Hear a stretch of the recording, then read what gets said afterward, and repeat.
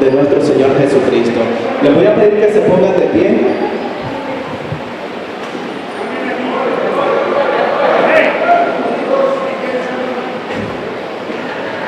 Y abran sus Biblias en Primera de Timoteo capítulo 5 y vamos a leer desde el verso 1 hasta el verso 6.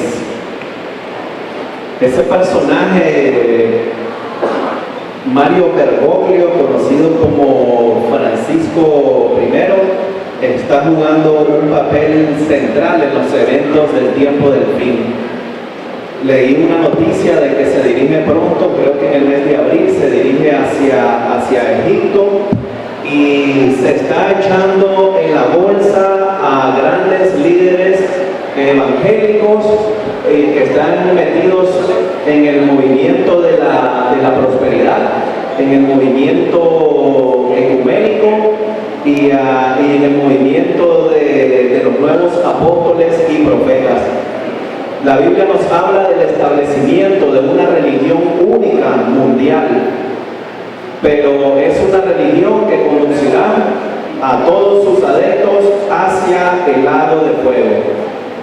Vamos a leer la bendita palabra del Señor para la honra de Dios Padre, Dios Hijo y Dios Espíritu Santo.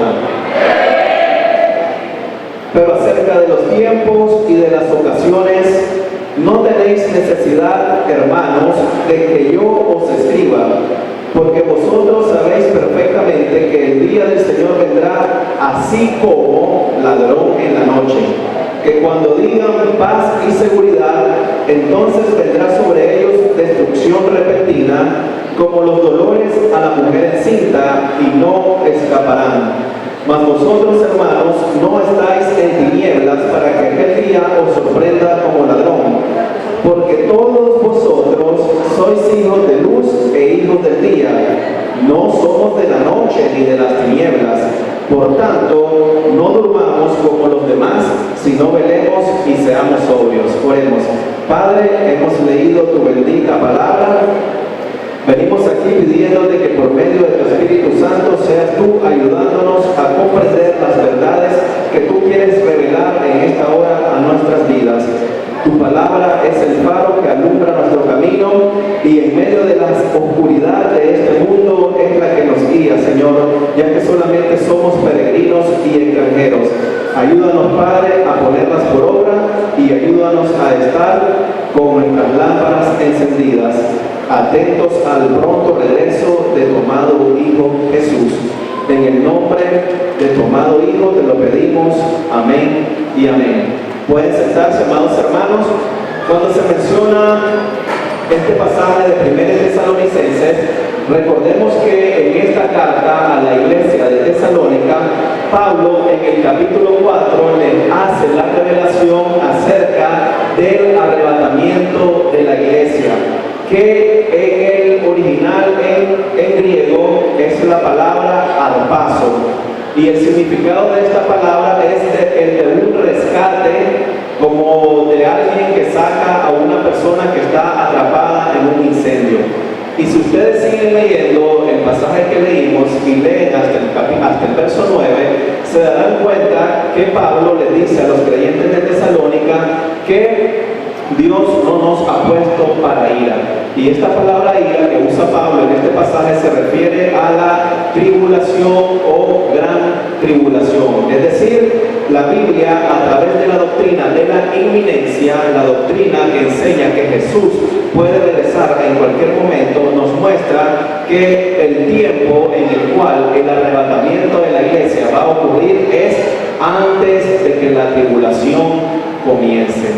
El comienzo de este periodo que Jesús describió como un periodo de horror sin precedentes en la historia de la humanidad es un periodo descrito como días de tinieblas, de terror, el día de la ira de Jehová. Y aquí en el pasaje que acabamos de leer, o en el verso 9 mejor dicho, Pablo nos dice que Dios no nos ha puesto, parafraseando, para que atravesemos la tribulación, conocida también como la angustia de Jacob, porque es un periodo que está destinado principalmente para que el remanente entre el pueblo judío, lo que Pablo describe en el capítulo 9 de Romanos, Dios pueda ser salvo y Dios pueda cumplir las promesas hechas en el Antiguo Testamento a la simiente de Abraham. Entonces Pablo dice que los que están en tinieblas no somos nosotros. ¿Por qué? Porque el Espíritu Santo a través de la Biblia nos ha revelado cómo sería la época cercana al momento de la venida del Señor, a su segunda venida. Recordemos que la segunda venida del Señor se divide en dos etapas. En primer lugar, el arrebatamiento de la iglesia antes de la tribulación, y la segunda etapa, la venida del Señor al final de la batalla en el valle de Armagedón, lo que se conoce como la batalla de Armagedón, para establecer su reinado milenial de 1000 años literales sobre esta tierra. Entonces aquí Pablo dice que nosotros no estamos en tinieblas, es decir, los cristianos no somos ignorantes. Aunque ante el mundo exterior los cristianos seamos vistos como unos locos, como unos fanáticos, como los panderetas, como los aleluya, aquí el apóstol Pablo nos dice que nosotros tenemos el conocimiento de cuándo va a ser la época previa a la venida del Señor. Ahora miren bien, en Mateo 24:36 Jesús dijo que no podemos conocer el día ni la hora en que el arrebatamiento ocurrirá. Cuando usted mire a un expositor que establezca una fecha para el regreso del Señor, usted no tenga la menor duda que está ante un falso maestro y debe echar a correr inmediatamente. Así que este día del Señor, este día de ira, va a sorprender al mundo exterior como un ladrón en la noche. El uso de la comparación como no nos está diciendo que Jesús sea un ladrón, sino que su venida va a ser repentina para el mundo. Sin embargo, hay ciertas señales que hacen posible que nosotros los creyentes conozcamos cuándo se va a dar el momento de la segunda venida, la segunda fase del Señor, tal como ya Pablo lo deja en claro en el pasaje que acabamos de leer. 1 Tesalonicenses 5, del 1 al 6. Quiero que sepa que hay muchas más señales acerca de la segunda venida que de la primera. ¿Sabe usted por qué? Porque de acuerdo a lo que dice el Espíritu Santo en 2 Pedro 3:9, el Señor no está retardando su promesa. O sea, el Señor no es que está incumpliendo su promesa de volver, sino que quiere que los hombres sean salvos, que los hombres vengan al conocimiento de la verdad y que sean salvos. Y muchas personas están están aceptando a Jesús como Señor y Salvador a través del estudio de la profecía bíblica. Están ellos escapando de la ira que está a punto de derramarse sobre este mundo.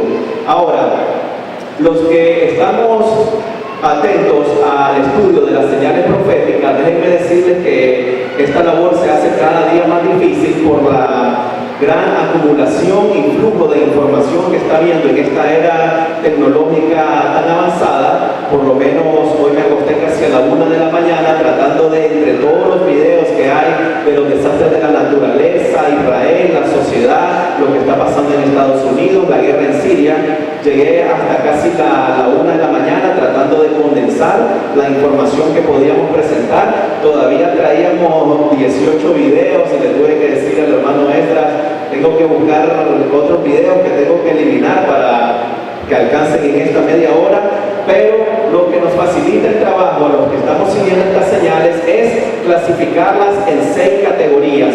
Quiero que ustedes anoten estas categorías y cuando ustedes miren los videos allá, hagan el ejercicio de ir anotando en sus cuadernos y digan, este video corresponde a una señal de esta categoría, este otro video corresponde a otra categoría, y ustedes verán que las señales van a ser más fáciles de entender al clasificarlas en estas 6 categorías.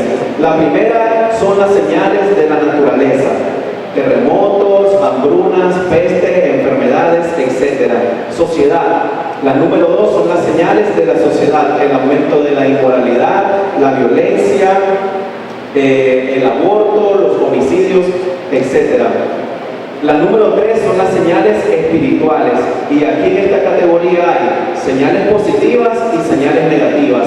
Señales positivas, la propagación del Evangelio a todo el mundo, el derramamiento del Espíritu Santo, el cristianismo está aumentando en los países bajo persecución. En las señales negativas tenemos la falsa doctrina, falsos apóstoles, falsos profetas, la apostasía, la persecución de los creyentes, los pasos que se están haciendo a través de esfuerzos ecuménicos, atraer a los verdaderos cristianos hacia movimientos apóstatas, como lo que está haciendo el actual Papa. La cuarta señal es la política mundial, lo que está pasando con países como Rusia, Turquía, hemos estado viendo los videos de Corea del Norte. Eso cae en la categoría de política mundial. La número 5 son las señales de aceleración. En estas señales de aceleración podemos ver el incremento de la población, el aumento en el conocimiento, tal como había sido profetizado en Daniel 12:4, y el incremento en la violencia. Les recomiendo que en mi página web busquen un artículo que se llama La curva exponencial y les va a ayudar bastante a profundizar en este tema de las señales de aceleración. Y finalmente, la sexta categoría es Israel. Israel es el reloj profético de Dios. Tan solo esta categoría es la más importante que aún todas las 5 anteriores juntas, porque Israel es el que marca, ¿verdad?, las horas y los minutos en el reloj profético de nuestro Señor. Así que ya los hermanos van a empezar a presentar los videos y esté usted atento a clasificar la información que usted va a ver dentro de cualquiera de estas 6 categorías. Son imágenes grabadas por un videoaficionado que se encontraba dentro de un autobús en el norte de Perú. 7 personas han muerto como consecuencia de este luz de lodo y piedras en una carretera de la provincia de Otuzco. Las intensas precipitaciones que intermitentemente desde diciembre sacuden el norte del país andino afectan a unas 72.000 personas. El Centro de Operaciones de Emergencia Nacional calcula que las inundaciones han dejado 62 muertos, 170 heridos y 11 desaparecidos. Estamos, como todos sabemos, enfrentando un serio problema climático que no se podía prever. No ha habido un fenómeno de esta intensidad en la costa del Perú desde el año 98. Las intensas precipitaciones han provocado el corte de carreteras, del suministro eléctrico y del agua potable en varios municipios del litoral peruano, afectando a unas 500.000 personas. Ante la imposibilidad de llevar ayuda por vía terrestre, el gobierno ha iniciado una serie de puentes aéreos con aviones militares y ha movilizado varios buques para transportar ayuda a las zonas más afectadas. 10 personas, entre ellas varios turistas, y un equipo de la televisora BBC resultaron levemente heridas el jueves por la repentina erupción de un cráter del volcán Etna en Sicilia, Italia. 6 de los heridos fueron hospitalizados con contusiones y traumatismos en la cabeza. La explosión ocurrió a 2.700 metros de altitud y fue provocada por el contacto de la lava con la nieve. El volcán en el sur de Italia entró en una nueva fase de actividad el 28 de febrero, que no provoca por el momento dificultades a los residentes de la zona ni al tráfico aéreo.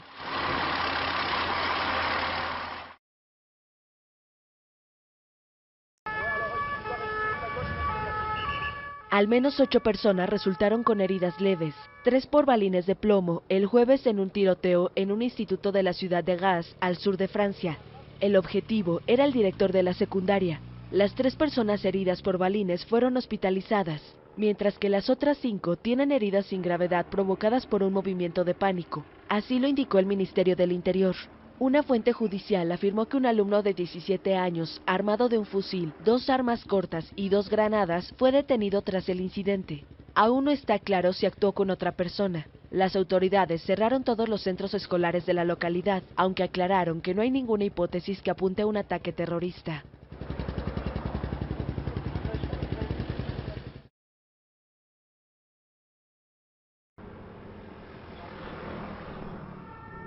Una mujer resultó levemente herida el jueves por la explosión de una carta bomba en las oficinas del Fondo Monetario Internacional en París. La víctima, una secretaria de dirección, sufrió heridas en la cara y tímpanos, pero su vida no corre peligro, según indicaron las autoridades. Une enquête Una investigación está abierta bajo la autoridad del Procurador General Mollah y entonces le corresponde a él conducir la investigación que permitirá determinar el origen del sobre y la naturaleza de lo que había al interior que causó heridas al asistente de dirección que lo abrió. Fuentes cercanas a la investigación indicaron que se encontraron sellos griegos entre los restos del sobre recibido. Y según una fuente policial helénica, el grupo anarquista Conspiración de las Células de Fuego es aparentemente el autor. La misma asociación reivindicó el miércoles el envío de un paquete explosivo al Ministerio Alemán de Finanzas. Francia permanece en estado de emergencia tras los sangrientos ataques yihadistas de 2015 y 2016.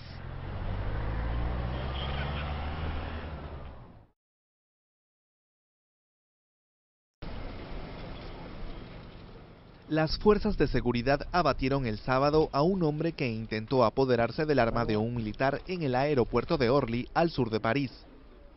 El atacante era conocido por los servicios de la policía y de inteligencia, según el gobierno, y se refugió en un comercio de la Terminal Sur antes de ser ultimado. La situación encendió las alarmas y motivó la interrupción temporal del tráfico aéreo, la evacuación de miles de pasajeros y el cierre provisional y parcial del complejo. Los servicios volvieron a funcionar en horas de la tarde después de una operación de desminado que comprobó la ausencia de explosivos, pero una investigación antiterrorista seguía en curso. A la agresión al patrullero se suma un ataque con pistola de perdigones contra un policía en Estanis, en las afueras de París. El estado de emergencia rige en Francia desde 2015, cuando una cadena de atentados dejó 238 muertos.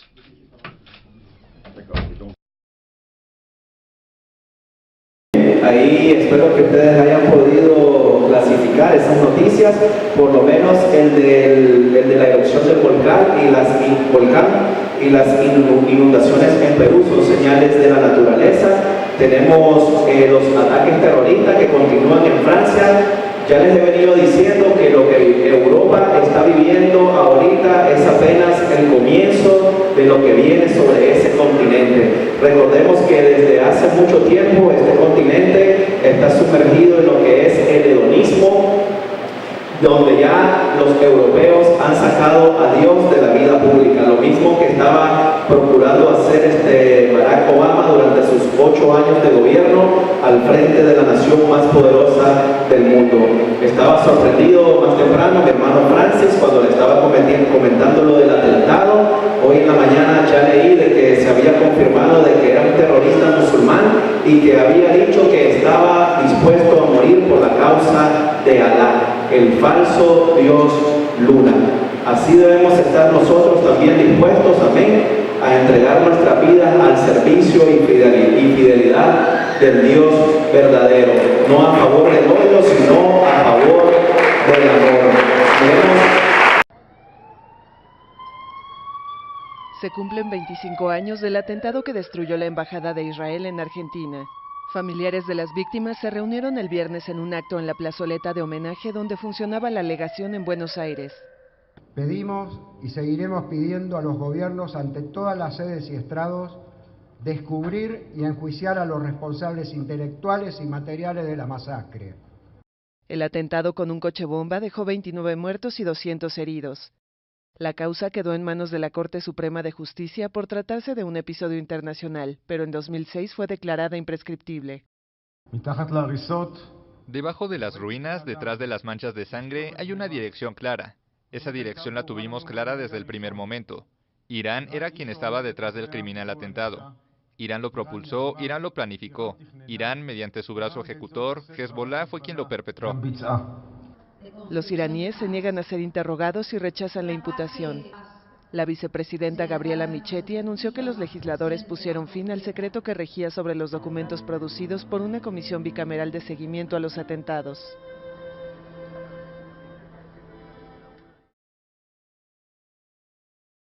Escucharon en la voz del canciller de Israel, el responsable de ese ataque terrorista contra ese lugar en Argentina fue nada menos que Irán, quien es el principal promotor del terrorismo en el mundo. El domingo pasado les enseñaba el video donde este grupo grupo terrorista chiita ubicado en Líbano está amenazando con destruir las instalaciones nucleares de Irán. Pero ya la sentencia sobre estos enemigos de la nación de Israel ya está dictada y solo se espera el cumplimiento de la misma. Gloria al Señor. Continuemos. Prosigue la ofensiva de las fuerzas conjuntas iraquíes en el oeste de Mosul. Las fuerzas especiales han conseguido entrar en otros dos barrios, Nablus y Al-Resala, en el extremo occidental de la urbe. Según un comunicado gubernamental, aviones iraquíes han lanzado a la población de los barrios todavía en control de los yihadistas del autodenominado Estado Islámico folletos desde sus aviones con instrucciones para evitar los bombardeos. Bloqueados en el casco antiguo, se calcula que al menos 600.000 civiles están atrapados en medio de los combates y sufren además la escasez de alimentos, agua y servicios médicos. Otros 250.000 han conseguido escapar de la ciudad, último bastión de los yihadistas en Irak, desde que comenzara la ofensiva en la parte oeste el pasado 19 de febrero. La parte oriental de la urbe fue reconquistada a finales de enero. Las protestas contra el régimen de Bashar al-Assad, que arrancaron en Siria hace 6 años en el contexto de las primaveras árabes, se han convertido en una de las guerras más devastadoras de los últimos años. Además de acabar con la vida de entre 300.000 y 470.000 personas, según las fuentes, el conflicto ha desencadenado una crisis humanitaria con consecuencias nefastas y aún latentes en todos los países de la región y en Europa. De los 22 millones de habitantes que había en Siria antes del conflicto, más de la mitad han tenido que huir de sus hogares. 13,5 millones de estos desplazados internos necesitan ayuda urgente. Además, 4.800.000 personas han tenido que huir a países vecinos. Turquía acoge a 2.700.000 sirios. Líbano a cerca de 1 millón y cerca de 650.000 están en Jordania. 3/4 partes de los refugiados son mujeres y niños, y si la vida de desplazado es una pesadilla, imposible medir la magnitud del sufrimiento de los menores que se han quedado en Siria. 2016 ha sido uno de los años más duros. Al menos 652 niños fueron asesinados, un 20% más que en 2015. Además, están siendo reclutados, y cada vez en mayor número, para luchar en primera línea. Los más vulnerables son los 2,8 millones que se encuentran en zonas de difícil acceso, bajo asedio, aislados de la ayuda humanitaria. Además, más allá de las bombas, están muriendo en silencio por enfermedades que se pueden tratar con acceso a medicinas y hospitales. La desesperación empuja a las familias a adoptar medidas extremas para sobrevivir, empujando a los niños al matrimonio o al trabajo infantil. Reconstruir el país necesitará muchos años y miles de millones de euros, pero a día de hoy, sin que se vislumbre el final de la guerra, la principal preocupación sigue siendo sobrevivir. Al salir de acá, del culto de esta iglesia, ¿cuántos de ustedes van a poder volver a una casa? Levanten la mano. ¿Cuántos de ustedes van a poder abrir una llave y que salga agua potable de ese grifo? Levanten la mano.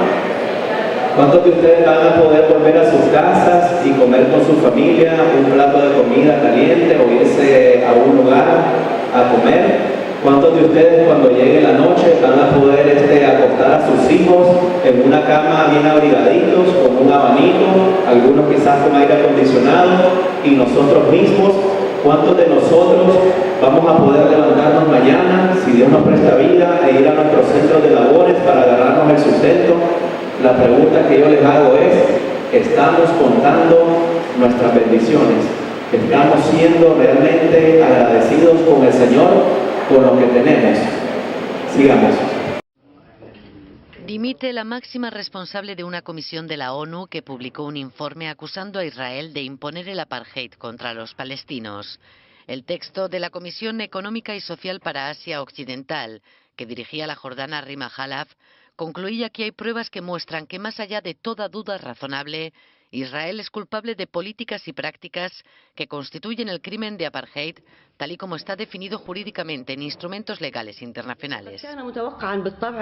Era de esperar que Israel y sus aliados ejercieran una presión enorme sobre el secretario general de Naciones Unidas para que renunciara al informe y finalmente me dio indicaciones para que lo hiciera, aseguraba Khalaf, cuya dimisión ha sido celebrada por el gobierno israelí.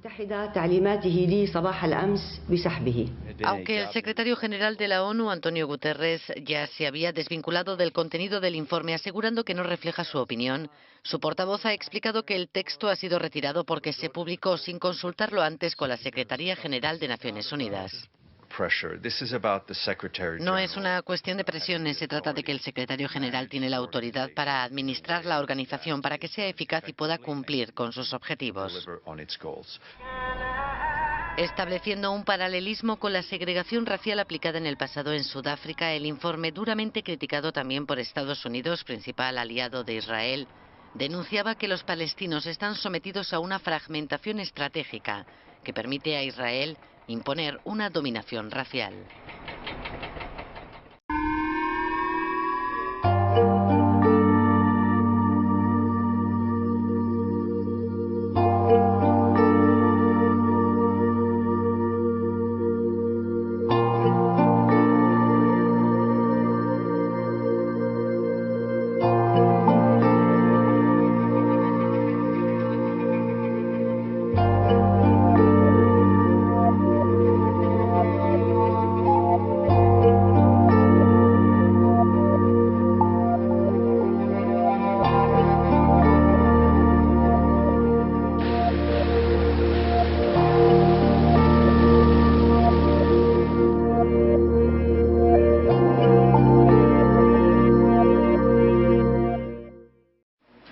Una visita para calmar las tensiones y acercar posiciones.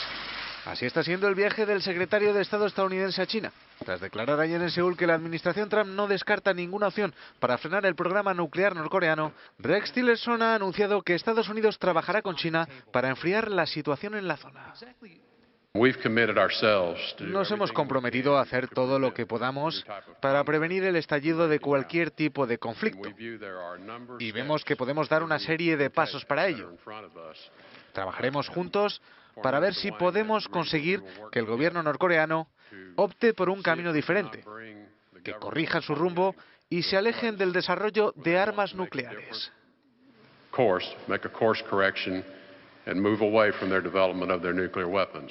Si la relación entre Pekín y Washington no pasa por su mejor momento, Donald Trump se encargó ayer de echar más leña al fuego. A través de Twitter, el presidente estadounidense dijo que China había hecho muy poco para solucionar el conflicto con Pyongyang. Por su parte, la administración china acusa a Washington de incrementar la tensión en la zona con las maniobras militares en Corea del Sur y con el despliegue del escudo antimisiles THAAD.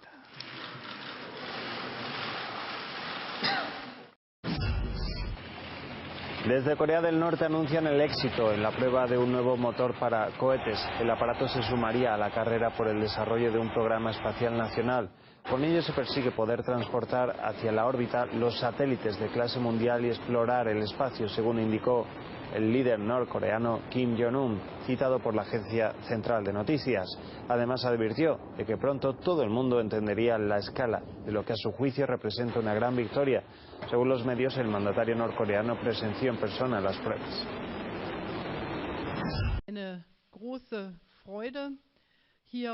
El presidente estadounidense Donald Trump se pronunció el viernes a favor de políticas comerciales justas y recíprocas tras reunirse con la canciller alemana Angela Merkel en la Casa Blanca.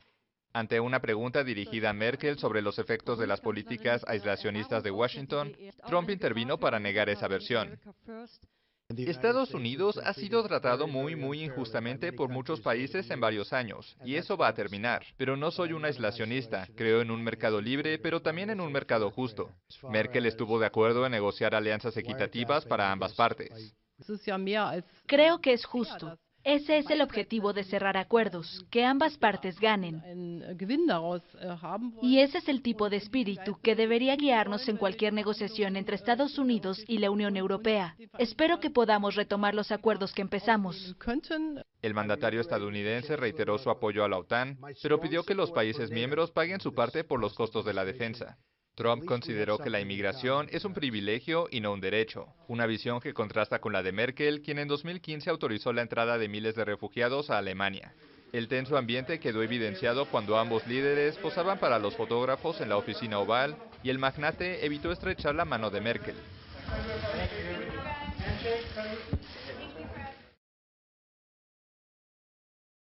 Muy bien, así que tenemos ahí un resumen de los principales acontecimientos de esta semana. Recordemos que Israel está en el ojo, ¿verdad?, en el centro de la mira de las naciones del mundo.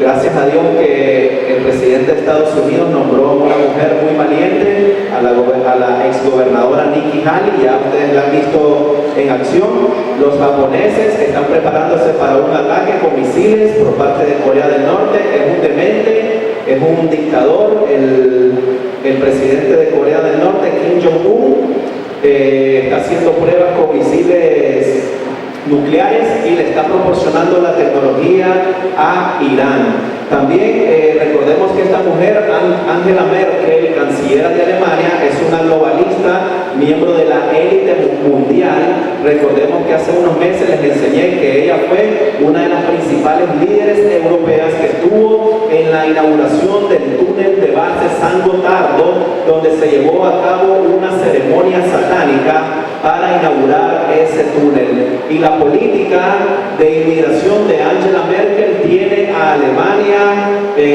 cayéndose a pedazos. El G20 se reunió esta semana también, no pudimos presentar el video, ahí lo tiene el hermano Esdras, si alguno de ustedes está interesado. Y los quiero dejar con estas palabras de Jesús en Mateo 24:33. Así que también ustedes, cuando vean todas estas cosas, sepan que está cerca a las puertas. Dios les bendiga y sigámonos gozándonos